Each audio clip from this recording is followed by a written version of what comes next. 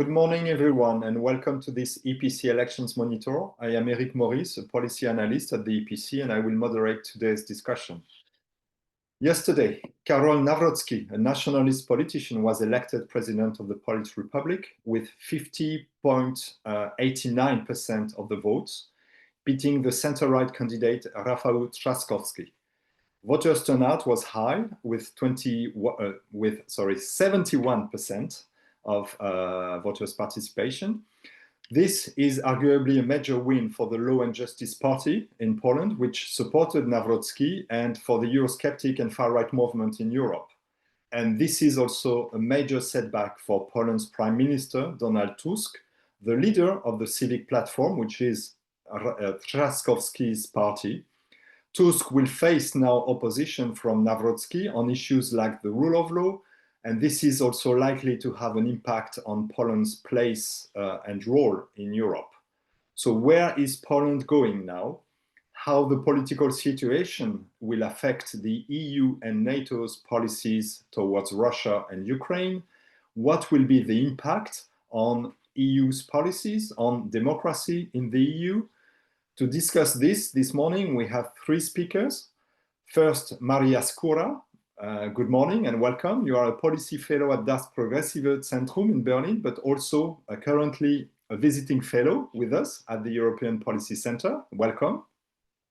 Thank you so much. Also have Anna Wójcik. You are assistant professor at the Constitutional Law Division of the Kozminski University in Warsaw. Welcome also. And Melchior Szczepanik, you're director of the Brussels office of PISM, the Polish Institute of International Affairs. Thank you for participating and welcome. Good morning. Thanks for having me. And before we start, I will encourage our viewers and listeners to ask your questions directly in the Q&A chat at the bottom of your screen, and I will take them later during our event. So I will address my first question to you, Maria, and looking at the results, looking at also at the opinion polls in the weeks ahead of the first round 2 weeks ago and until recently, where Trzaskowski was the favorite. I will ask you two simple questions to start with. Why did Nawrocki win, and what went wrong for Trzaskowski and the liberals in Poland? Well, indeed, very simple questions, Eric. No, I'm of course joking. The questions maybe are simple, but the answers will be rather complex. And let me start with saying that this was a very tight race, a very fierce competition. Last night, the first election polls were still giving the advantage to Trzaskowski. Only the late poll changed that prognosis, and today in the morning we woke up to a definite result with Nawrocki winning. Well, this is the nature of presidential elections, that in the end, in the second round, you have to choose between two candidates. And I think this outcome, as you said, 50.89% for Nawrocki indicates that there is a polarization in the society, together with a very high turnout. This polarization, in a way, drove this turnout. But if we scratch on the surface, we also see that there is a visible shift to the right, and voter flows indicate that quite a big chunk of votes cast in the first round that had been cast in the first round for far-right or new-right candidates actually supported Karol Nawrocki. And why he won? Well, he won by a very small margin, but I think it is also a red card to the Tusk's government. In other words, Rafał Trzaskowski was not only standing for himself, he was also supported by a civic platform, civic coalition, by the prime minister. And this government is not that popular anymore for different reasons. So I think this also had an impact on Trzaskowski's defeat. Trzaskowski was also pretty vague in recent weeks on where he stands. He didn't really leave a convincing impression what his policies were, especially when it comes to worldview issues. He was trying to flirt with the far-right candidates like Sławomir Mencen, drinking a beer with him, in the run-up to the second round. So overall, I would say the situation is very complex, and there was no one reason, and there's no one message which is being sent by the voters. What we see that is that on the one hand, there's again polarization, shift to the right, and a visible gap and a very deep difference between visions for Poland in the future, from more nationalist, traditionally oriented Eurosceptic versus that vision presented by Trzaskowski, so more pro-European, more liberal, more open, if you want. So that would be my first take. But did Nawrocki run clearly as the anti-Tusk, anti-Trzaskowski, or did he have a more, let's say, positive agenda, saying, I am this, not I am against this? What was his main argument for the campaign and for winning ultimately? I would say both, because especially in recent weeks, what I've noticed in social media, there was this campaign, anything but Nawrocki, and it was visible in the, like, I would say, right corner of Polish internet. So some voters, I believe, were motivated to vote for Nawrocki by like this negative selection to vote against Trzaskowski.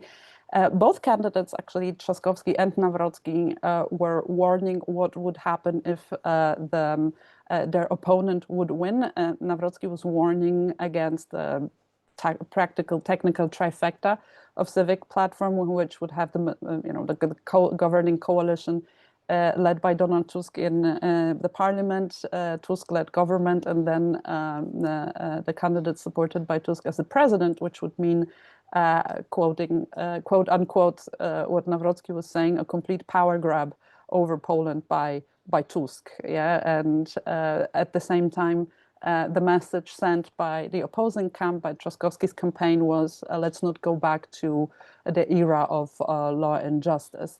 So Nawrocki was also very vocal about what he stands for. Of course, it was not only the opposition or the negative of Trzaskowski. He was also presenting a conservative views, vowed to protect Christian values, for example.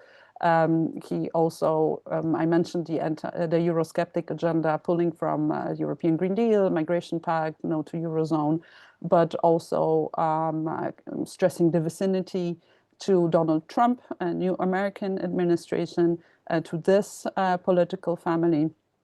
And this was the narrative of Nawrocki. And one last thing, perhaps interesting, is that I think by choosing Nawrocki and by shaping his program, I think the Law and Justice proved that they are reading the room, and that they decided to take this a step in a transition of the party. If you compare Nawrocki's program to Law and Justice, is less social and more trying to appeal to the more far right or new right, I should maybe be more consistent, electorate with more tax cuts, which would be more favorable to middle classes, a policy which was also based on social nativism, let's put it this way, prioritizing Polish citizens and access to social policies. For example, migration was definitely a topic very much utilized in this campaign. So we also see a certain transition of the PiS, the Law and Justice Party, and the offer they are making. Let's not forget, 2027 will be the electoral year again. Yeah, we'll come back to the next elections later in this event, but just one question. Does it mean that Kaczynski's influence is waning, or that he's voluntarily, letting a new generation take the leadership in the party? Well, I think they are just following the research and the polls, and they are looking for new electorate. And we see that young people, the voting preferences of young people are different than of the older generation, in that sense that a majority of young people want to get out of this Law and Justice and civic platform duopoly, which has continued since 2005. And in the first round of elections, we could see Sławomir Mencen, the candidate of Konfederacja, doing very well amongst young people, and also more radical left did very well among young people, Adrian Zandberg. So we see this breakthrough, this breaking polarization, or this breaking duopoly.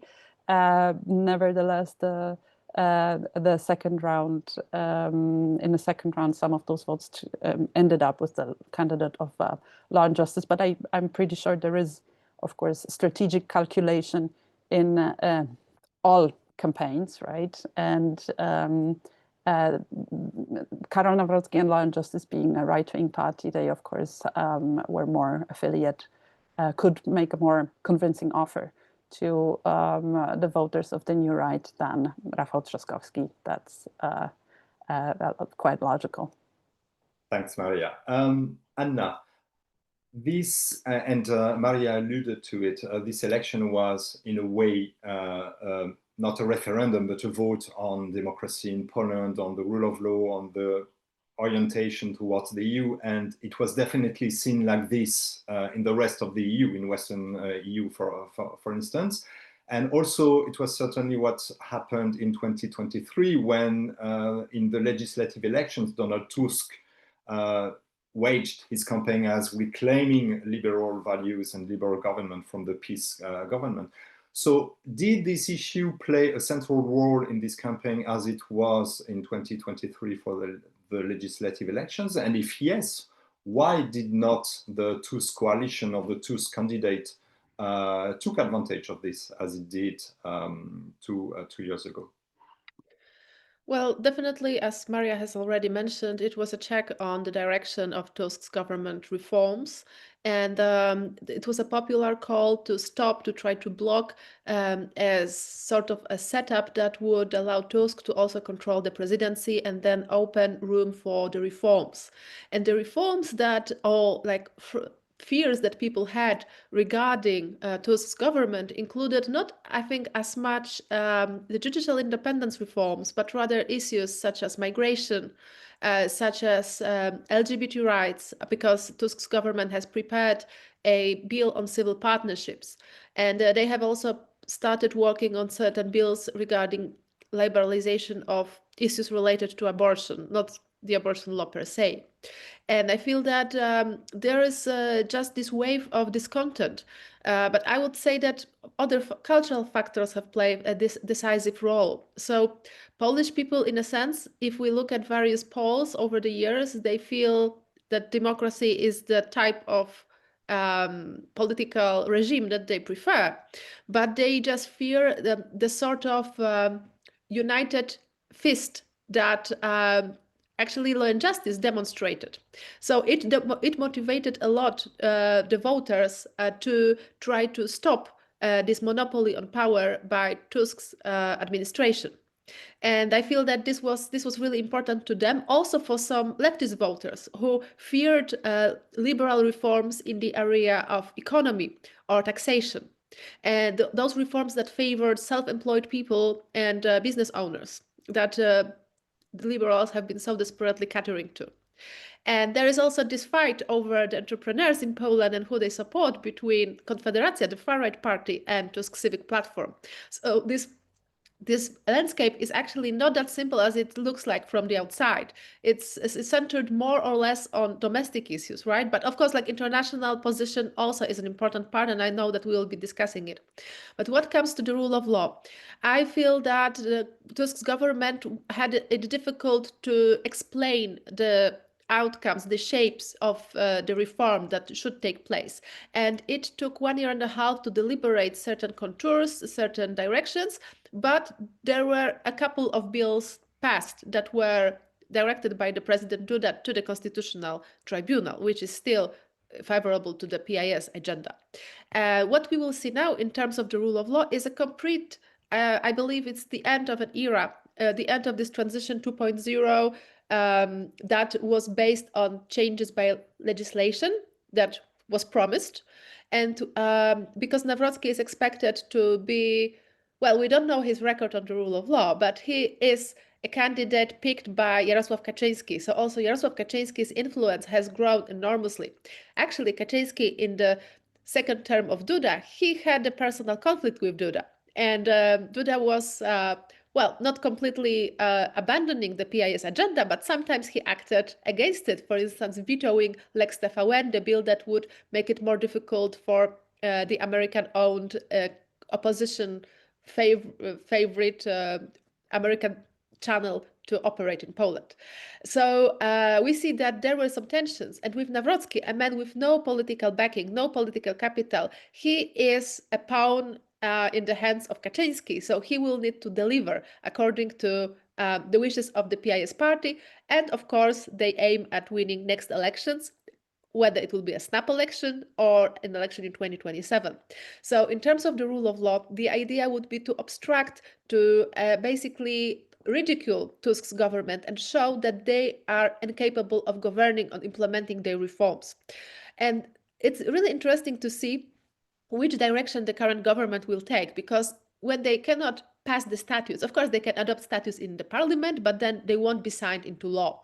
So what are they going to do with the main institutions, with this like legal dualism of the Polish state institutions? It's still a mystery, because in their first 1.5 years, they were trying to pretend that the Constitutional Tribunal in Poland doesn't exist. They were ignoring it, and also they haven't published the rulings of this body, also rulings incorrectly for panels.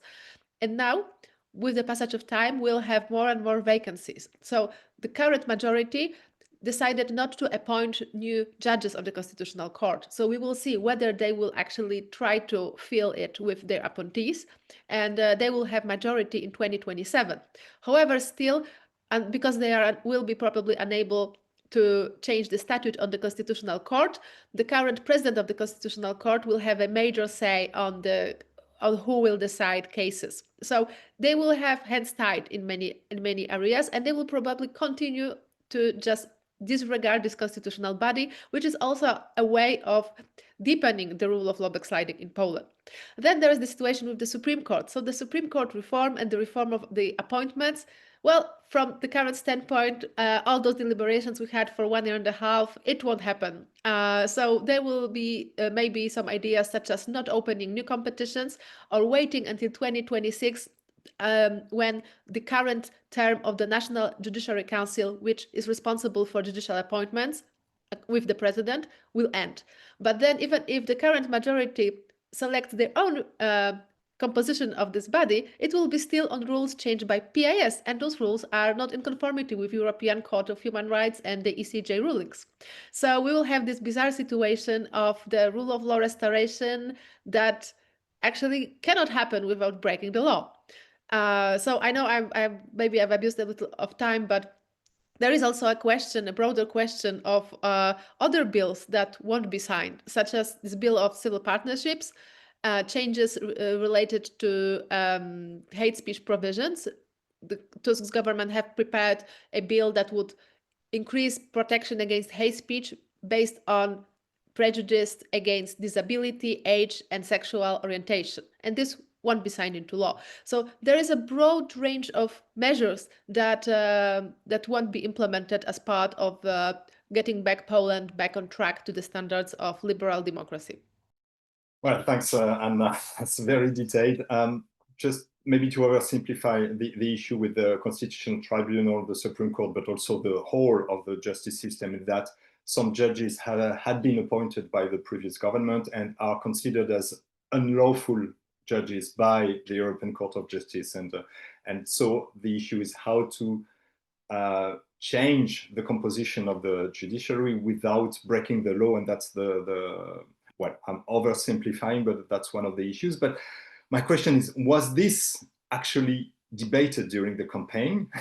I guess not in these details, of course. And did the voters vote or choose Nawrocki knowing this or caring for this? Was this an issue, and how much importance does have the issue of the judiciary for the electorate?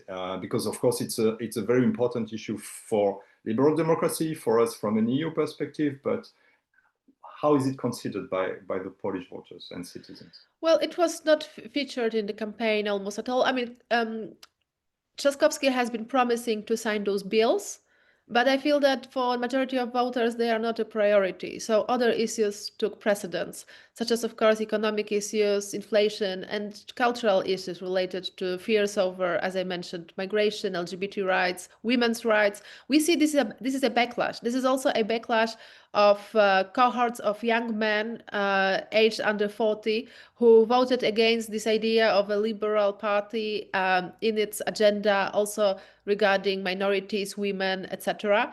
And this was a response to this major surge in voter turnout among young people and young women in 2023.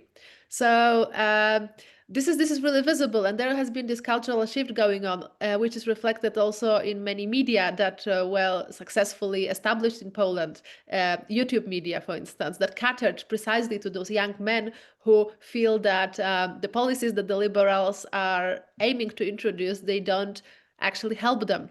And this was an emotion that was brewing already under the PIS, when such groups were protesting against welfare that would privilege families or elderly people. And today, this is part of the appeal of Confederacja, which has actually shaped the whole discussion Which is the of the campaign. far-right party, sorry, Anna. Yes. Yeah, please go on. It was just to specify this. Yes, well, and I believe that the question of the rule of law was, of course, in the background, because this is like something that we know exactly what they will be doing. Like Trzaskowski will sign and Nawrocki would block. But it was one of the existential questions like elsewhere a little bit, because I feel that after all those years of democratic backsliding, Polish public is already tired of this issue and actually would like to see courts working faster, etc.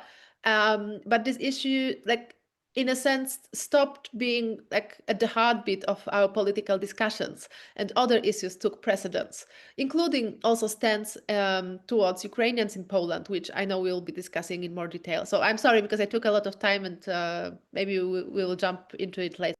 No, thanks. You're here for that, Anna, so no problem. Before going into the consequences, because we have already a lot of questions about this, I would like to turn to Melchior and ask, if we compare with, especially the votes 2 weeks ago, we had this super Sunday with the first round in the Polish election, the second round in the Romanian presidential election, but also in Portugal. And there was this trend of far right rising, and with what Anna said, young men voting for the far right. So do you see in the Polish situation the same criteria or the same characteristic than in other EU countries, or are there very specific features in Poland that explain this result and this long-term trend in Poland? How would you compare Poland with other EU countries, Melchior? Well, I can see quite a number of similar features when it comes to the ideas that anti-establishment movements promote. Also, when it comes to their tactics, and when it comes to the character of their support within society. So I guess all anti-establishment right-wing groupings focus on the fact that national sovereignty, traditional values, personal freedoms are under attack, and that the ruling elites are not effective. They are not capable of defending these principles, these values effectively. Another element is the role of the European Union, which is usually criticized and which is seen as part of the problem.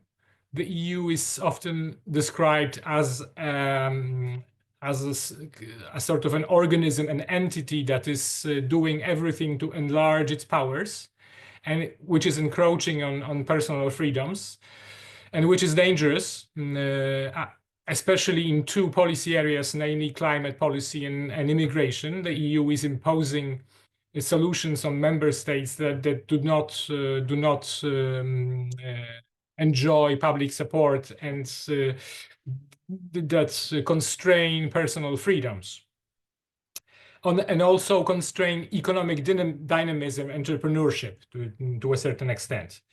Another criticism that is formulated against the EU is that it is dominated by the largest member states. So smaller member states and especially the member states from the eastern flank, Central and Eastern Europe, they are often dominated. So the EU is presented as an entity which is dominated by France and Germany. And now when it comes to tactics, the anti-establishment movements are inspired by what happened in the US, and they also attempt to draw support from the US. Both Mr. Simeon from Romania and Mr. Ventura, the leader of the anti-EU right-wing Portuguese party, were invited to Donald Trump's inauguration. So they try to forge links with Trumpist movement, and they try to emphasize it in the campaign, and that was clearly seen in Poland. Recently, Mr. Nawrocki received a very clear-cut support from an important member of Donald Trump's team. And when it comes to the also something which is, I think, important to emphasize is that these movements are quite adept at using new media. They feel a bit excluded from the traditional media, so they learned how to use new media. They are very present on the internet, and this makes them capable of reaching young voters, and they enjoy a relatively strong support among young voters. Now, when it comes to the nature of their support, I think this is also something that where we can see a lot of similarities. So apart from the young, who seem more and more attracted by these ideas, kind of clear-cut, very clear-cut definition of the problems, and also clear-cut solutions. They usually draw their support from people who perhaps do not benefit so much from European integration. So people from the countryside, for example, smaller towns, less educated people who don't have so many opportunities to use the single market. Now, when it comes to the differences, I think the main difference is the very high public support, which is in Poland, which is enjoyed by political parties that advocate Eurosceptic positions, Eurosceptic solutions. It is now around 50%, which is not the case neither in Portugal nor in Romania. So I think this is something that where Poland stands out. Of course, I do not claim that the majority of Poles are Eurosceptic. So when we look at public opinion polls, at the recent Eurobarometer, for example, it shows that 2/3 of Poles trust the European Union and believe that the European integration is a positive thing. But some of these people still tend to vote for parties that promote or present Eurosceptic positions. So either something which we could call soft Euroscepticism or hard Euroscepticism. So I would argue that Eurosceptic positions do not disqualify candidates, even in the eyes of certain parts of society who generally support European integration. So quite paradoxically, we can find ourselves in a situation in which in 2 years from now, a relatively pro-integrationist, pro-European society will elect a government that will defend strongly Eurosceptic solutions and that will criticize the direction in which the European Union is going. And perhaps one last thing to conclude my statement.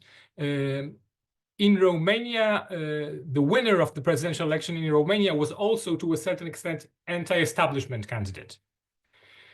And So we did in Poland, we didn't have our Nikusordam, so to speak. We had someone like that 5 years ago. It was Mr. Hołownia, who kind of campaigned with this idea of breaking the duopoly and presenting a third option, which wouldn't be right wing, which would be more centrist and more pro-European.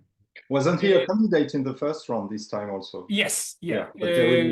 5 years ago he did well, but he didn't manage to go into the second round, so he didn't manage to break the duopoly. Subsequently, he joined the ruling coalition. So in this election, he didn't have this image of an anti-establishment candidate of a new force anymore.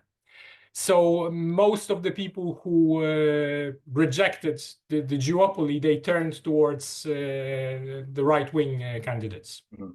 Thanks, Melchior. In the questions, we have several ones around the position of Donald Tusk.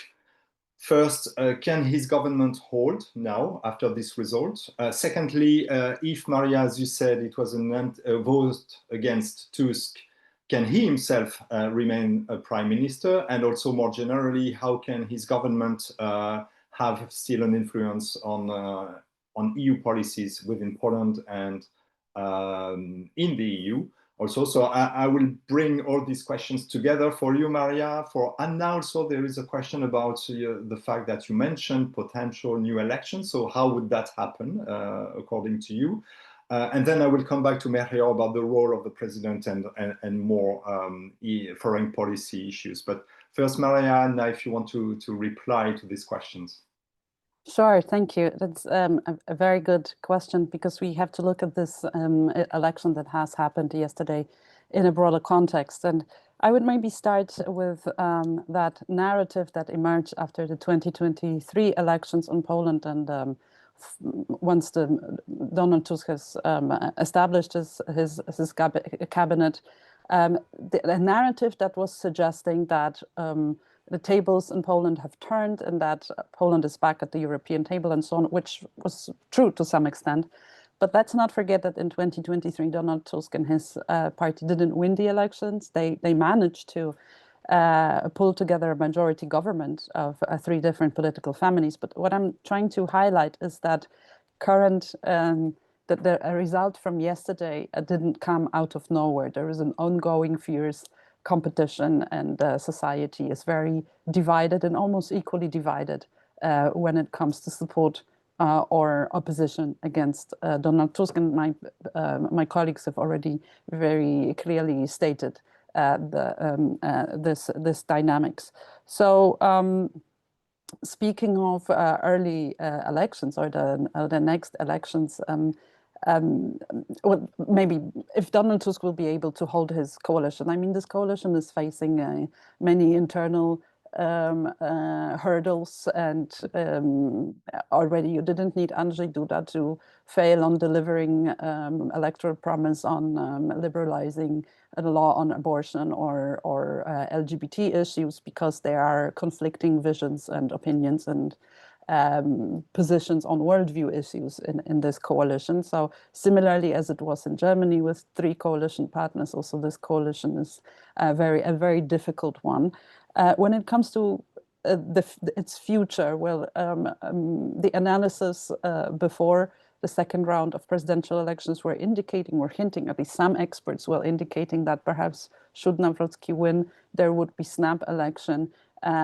Others are of the opinion that this is not gonna happen unless very necessary. And here, I guess, the question that Donald Tusk could ask himself is if he's rather Pedro Sanchez or Olaf Scholz. So what I'm trying to say is that if early or snap election would be useful to actually confirm his mandate and prove that despite crisis in public image or support for the government, he would still receive a public mandate or to legitimize his government, his cabinet through public support?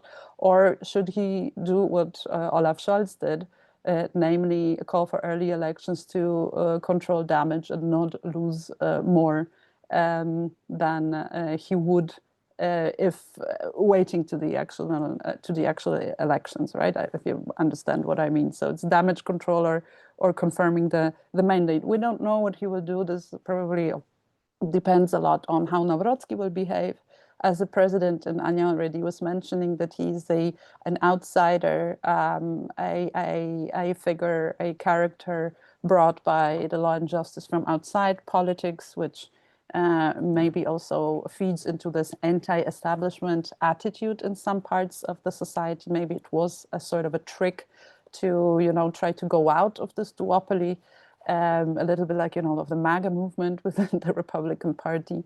But my expectation is that he will be very confrontational and he will keep the strategy of Andrzej Duda of being a spoiler to this government. But the question is about the intensity of this sabotaging operations. And I dare to expect that even to prove himself and show his position, he will be confronting this government, not only in a legislative process on many levels, but also and at the level of narratives. And the campaign has just started for 2027. So I think Poland is from today on a very bumpy road. Thanks, Maria. Anna, if you want to add yes, something. Yes, I would like to follow up. Has Donald Tusk spoken since last night? Has he said anything about the results? Oh, I would need to check, actually. However, the gossip in Warsaw is already there that, well, on one hand, we could see that it's unlikely that Tusk will step down as the prime minister. However, there are some scenarios that say that if they want to create a reshuffle in the government, it should go much further and try to create a new image of the whole government. Tusk has a very strong negative electorate. So there are many people who despise him, those who vote to the right, and also those who vote left. So we have heard that perhaps Radek Sikorski, the current popular foreign affairs minister, could be a good next prime minister in this coalition. Although I don't feel that this is likely. Also, like knowing the persona and the style of governance of Donald Tusk, snap elections would be a huge surprise because he's, I think, he thinks of himself as still waging this battle with Kaczynski over the direction of Poland. And definitely snap elections at the moment, as we have seen the results, they would be probably disastrous for their coalition. Also, other parties in the coalition, the left has split between a camp that decided to leave the government because they didn't want to be associated with their policies, especially regarding taxation or economy.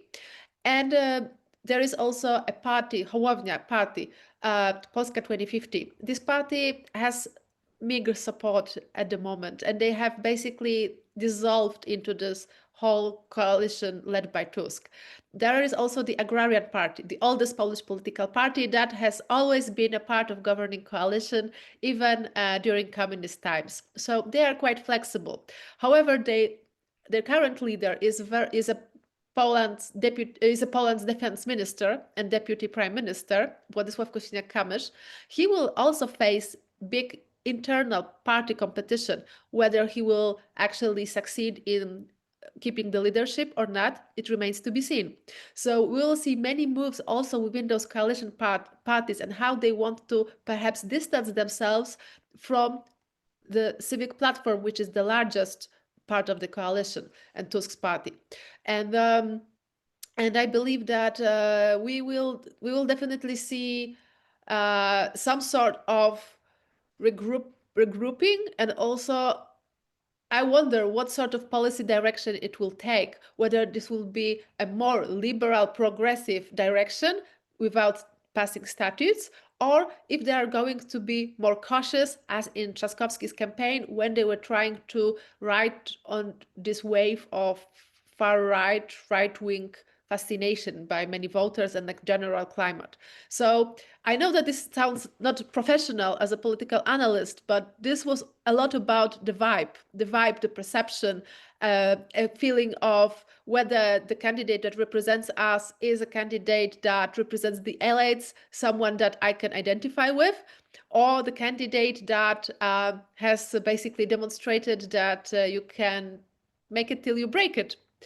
Or that you can just basically pretend until you make it, and that you are like an everyman. Because if Karol Nawrocki can be Poland's president, so does many people.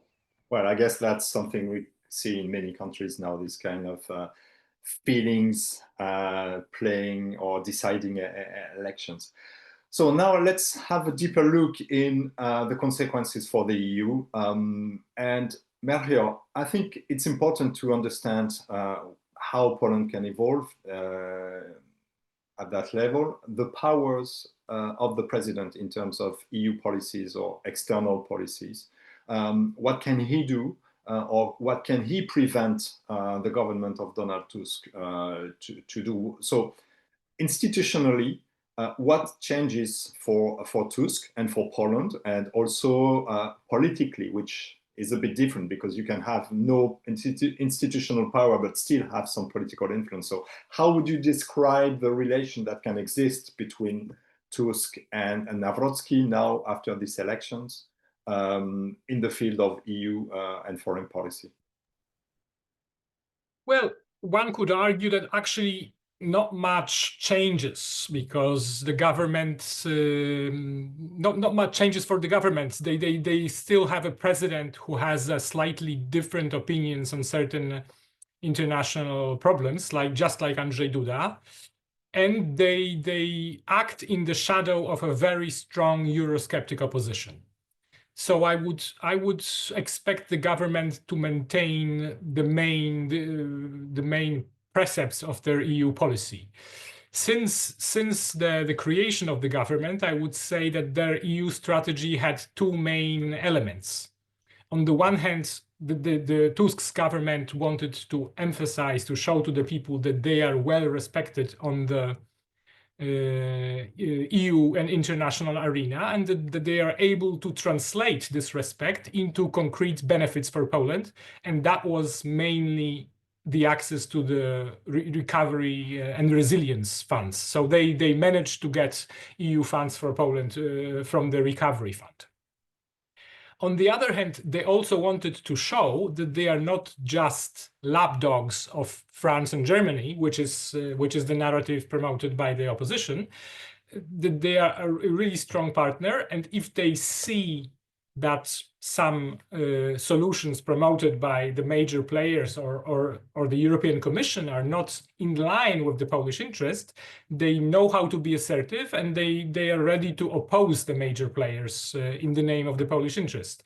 And we saw that, for example, in the case of the Migration Pact, in the rejection of the nature restoration law, and also to a certain extent in relation to the Mercosur agreement, which was very much promoted by the European Commission, but rejected by Poland.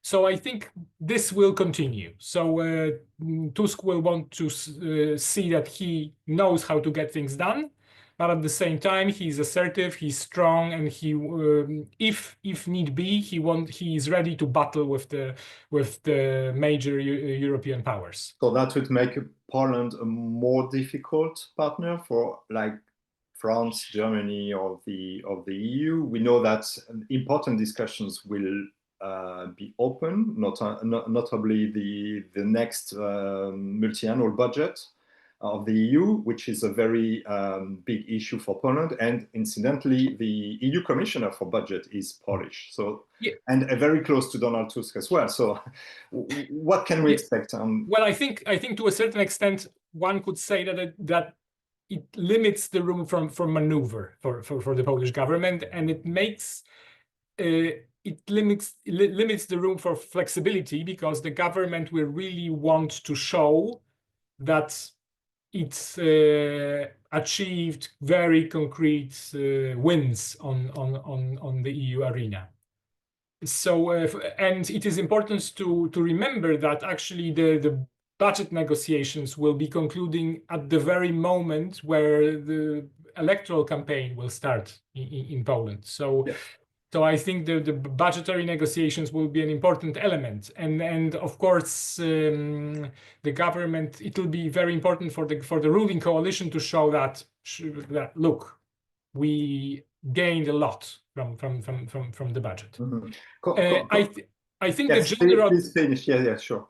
I think the general direction will be similar. So Poland will focus on security, and it will continue to be the partisan of this idea that the EU should take greater responsibility for its own security, that it has to invest in defense much more, and that it has to do it in harmony, in cooperation with the United States. This won't change. And I think also we will see the same attitude when it comes to EU reforms, namely focus on using the instruments, mechanism, elements available, being rather skeptical towards more far-reaching reform that would involve treaty change, being rather pragmatic and focusing on what can be done relatively quickly. I think Poland will remain a partisan of enlargement, but of course it'll pay a lot of attention to shaping the enlargement in a way so that it does not endanger certain interests of Poland. So especially when it comes to Ukraine, Poland will emphasize that certain conditions have to be met, and that, for example, when it comes to economic competition, Ukrainian entities have to stick to the rules, and they have to comply with the same standards that Polish entrepreneurs and Polish companies have to meet. Given Nawrocki's position on Ukraine, but also on Ukrainians in Poland, does that make Tusk's position more difficult in the overall EU's and NATO support to Ukraine? Also, we know the role of Poland as a platform for sending anything that Ukraine needs for its defense. Can we expect changes to that regard? Well, I think it is a bit of a Mr. Nawrocki's attitude towards assistance to Ukraine is a bit of a question mark, because on the one hand he strongly emphasized that Russia is a threat and that we have to support Ukraine. On the other, he also tended to stress that Poland, that helping you, the Polish interests cannot be subordinate to the interests of Ukraine, and that it's not the first priority of Poland to do everything that Ukraine needs. That we also have our own interests and our own needs that we have to consider. So we'll see what happens in practice when it comes to concrete problems. And whether the president will, for example, try to block or slow down certain initiatives, I don't think so. I think quite a bit of that was campaign rhetorics, trying to play on the attitudes within Polish societies, and public opinion polls show us that the attitude towards Ukrainians is changing a bit, and it is becoming more negative. Negative assessments of Ukrainians in Poland now dominate, and that Ukrainians are now perceived as competition rather than an ally. So I think Mr. Nawrocki tried to play on this sentiment and use it, but I don't think that we can expect major initiatives from him or major moves from him that would try to prevent Polish aid towards Ukraine. Well, an important factor is also the position of the United States in this area. Thanks, Melchior. And now we have a very interesting question about Poland and the EU from not only a rule of law perspective, but the toolbox on the rule of law perspective, meaning that Ursula von der Leyen, the Commission, released the funds, and Melchior mentioned that, released the funds for the recovery plan. I think it was two years ago already, or 1 year ago? Yeah, 1 year ago. 24, yeah, 1 year ago. Now that we know, and you explained that the reforms to restore the rule of law will be blocked. So I will read the question. Can the funds that have not yet been released be put into jeopardy by the fact that such reforms won't happen before 2027?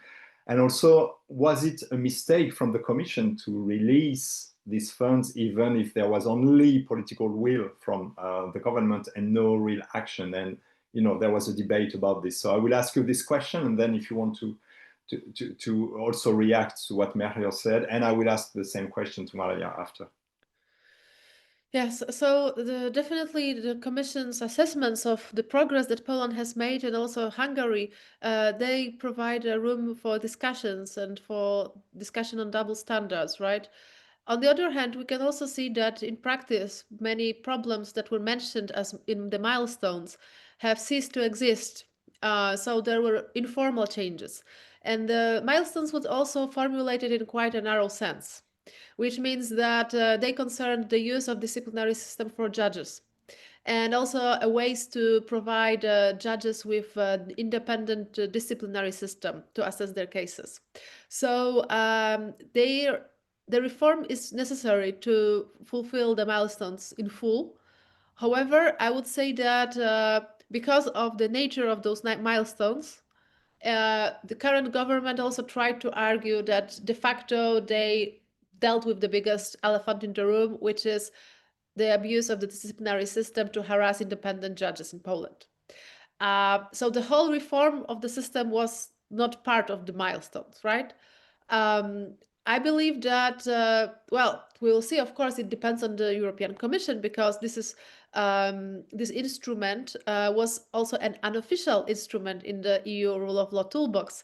It was used ad hoc against Poland, against Hungary, and contrary to, for instance, the conditionality regulation, which has been activated against Hungary, well, there are the procedures surrounding this next generation EU RFF, Recovery and Resilience Facility, they, well, can be still shaped. It's a political decision because it was also a political decision to decide to share debt and create these funds.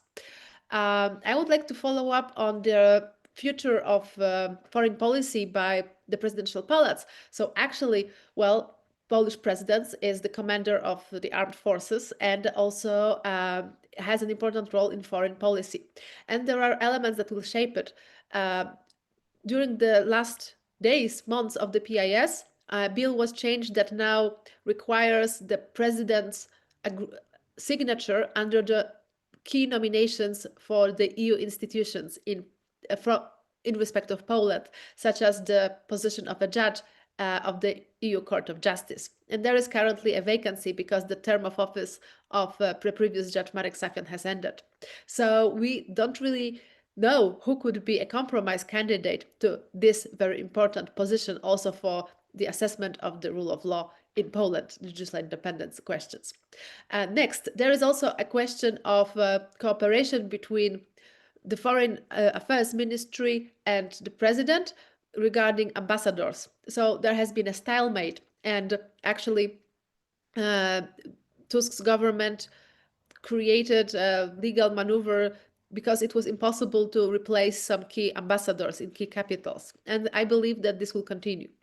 The other thing is the question of judicial appointments itself, including the judges of the Constitutional Court, which is more of a domestic issue, but also the president is the one who formally takes an oath from judges and from the justices of the Constitutional Court. And Nawrocki is an enigma, right? But he has been the director of the Institute of National Remembrance, an important, well-funded public body that directs historical policy. And his policy was clearly nationalistic. And the policy has been used to actually explain why certain contemporary directions of the policy are being taken or not. So in this respect, we can easily see how Nawrocki is using historical narratives to try to make reconciliation with Ukraine over historical grievances related to the Second World War more difficult, and also how he will for sure make partnership with Germany more difficult. And also, why not with France? Because it's a strong narrative of Polish right-wing Polish nationalists that Poland has been always left to fight alone during the wars of the 20th century and during the communism, so that there is this suspicion